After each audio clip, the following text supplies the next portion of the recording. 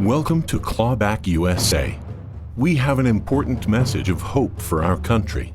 But before we talk about that hope, let me ask you how you feel about America today. We've polled hundreds of people, and most think we have some serious problems.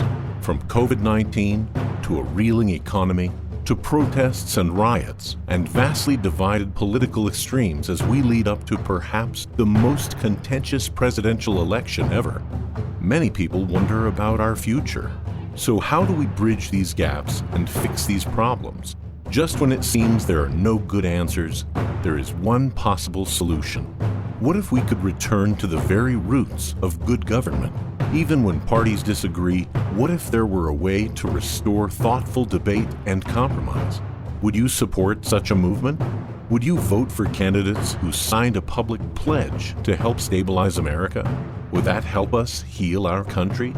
It's a question worth considering. Clawback USA is a movement among concerned leaders who want to stop the bickering and get back to good governing. And that raises the question, if we need to stabilize America, where did we go wrong? It started over 100 years ago. In the early 1900s, like now, Congress and the President had deep differences over the direction of our country.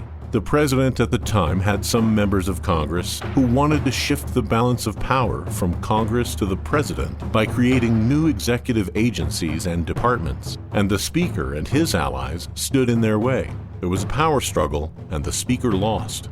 The President at the time took the first steps to simply take power from Congress, and Congress did not effectively fight back. This started 100 years of one president after another creating government agencies that were under their control, executive orders that bypassed the authority of Congress, and an escalation of power to the president.